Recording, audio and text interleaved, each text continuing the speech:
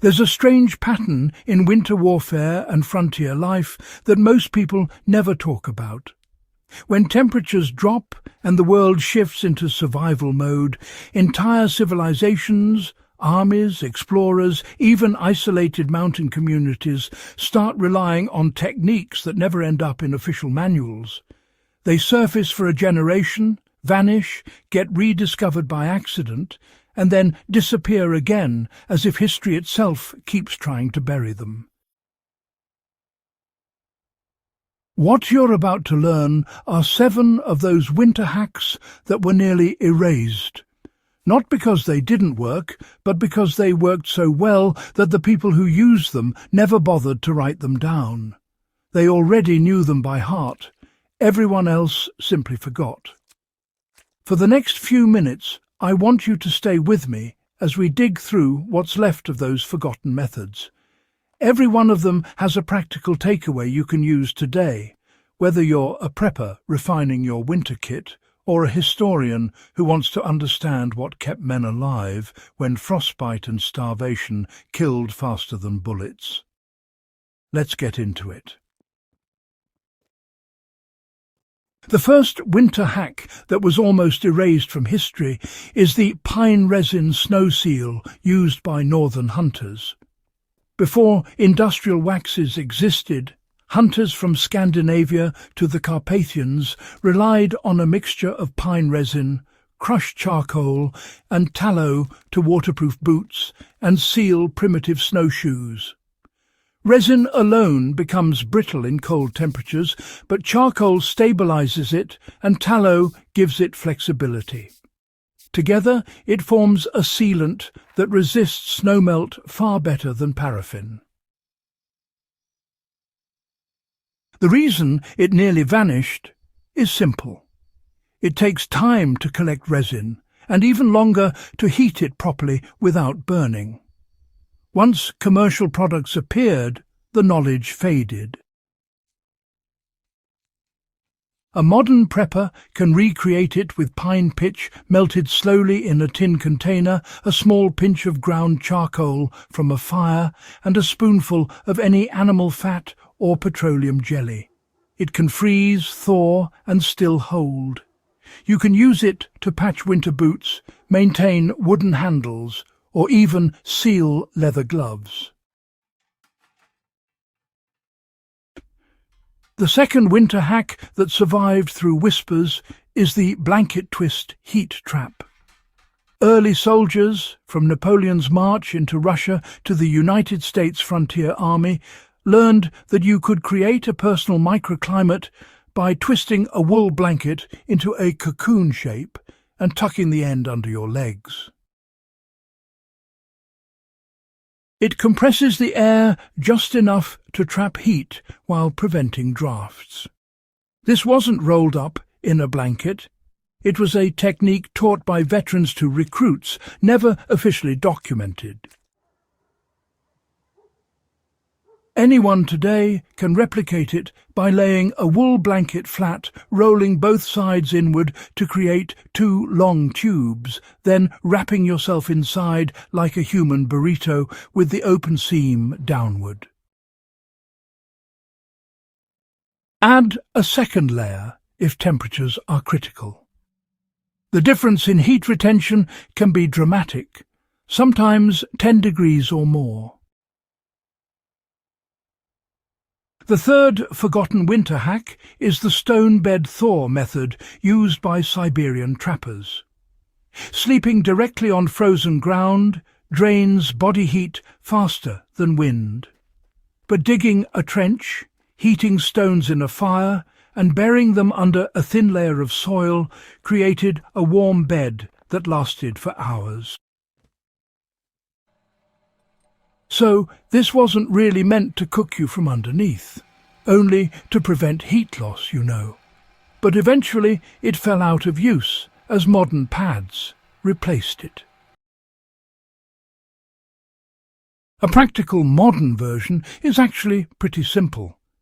Just heat fist-sized rocks for about 45 minutes, roll them away from the open flame to get rid of any soot, then bury them shallowly and cover with evergreen boughs, or maybe a sleeping mat. It's honestly one of the few natural insulation methods that still works, even in wet snow. The fourth winter hack, nearly erased from history, is the oat-brick ration. High-fat, high-carb rations have always been essential in the cold, but frontier scouts and early World War I ski troops had a trick few people remember. They pressed oats, sugar, animal fat and dried berries into solid bricks that could be eaten frozen without breaking teeth. These bricks delivered slow-burning energy and didn't spoil. Today's equivalent is a homemade survival bar. Oats, peanut butter or tallow, honey and any dried fruit pressed into a tin, refrigerated and wrapped. They're compact, calorie-dense and excellent for winter packs, especially when every ounce really matters. The fifth winter hack that nearly disappeared is the double-layer ice windbreak used by steppe nomads. Most people think you need heavy fabric to block wind, but the nomads figured out something smarter. 2 thin layers with an air gap between them actually block wind better than a single thick one. In extreme cold, they built tent walls from stretched hide with a second hide suspended behind it, creating a dead air space. It didn't just block wind, it muted it, you know. Campers and preppers, you know, can actually recreate this with 2 tarps hung about 6 to 8 inches apart. The difference in warmth behind that barrier, well, it can really determine whether a shelter loses or holds its heat. The sixth winter hack that honestly almost faded into obscurity is the fire shadow cooking line. Frontier loggers and Arctic explorers learned that you could cook faster and safer by using the shadow of a fire rather than its direct flame.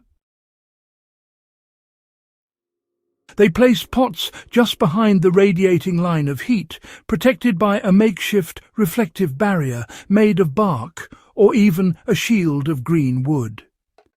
This clever setup cut fuel usage dramatically and, you know, prevented soot build-up. So, to apply this technique today, you'll want to place your pot just behind the brightest part of the flame, right near the edge where the heat shifts from that orange glow to a deep red.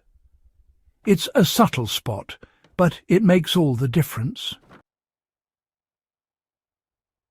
Now, if you add a simple reflective screen, it really helps keep the heat focused.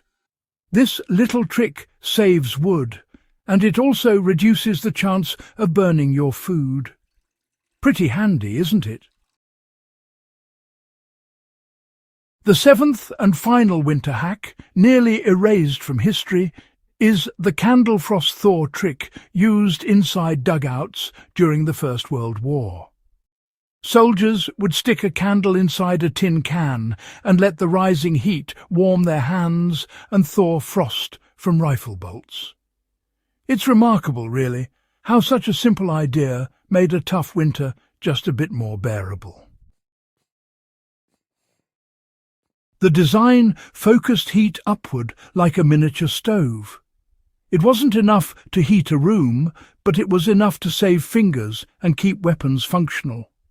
You can replicate it safely by placing a candle inside a metal cup or tin, keeping it on a fireproof surface and using it as a microheater in emergencies. For preppers in cold climates, it's a simple backup that weighs almost nothing. All these techniques, once common, now nearly forgotten, survived because people trusted what worked, not what was written. And that's why they deserve a place in every winter preparedness plan today. If you learned something new and want more deep-cut historical survival knowledge, make sure you subscribe, share this video with a fellow history buff, and help keep these forgotten skills alive.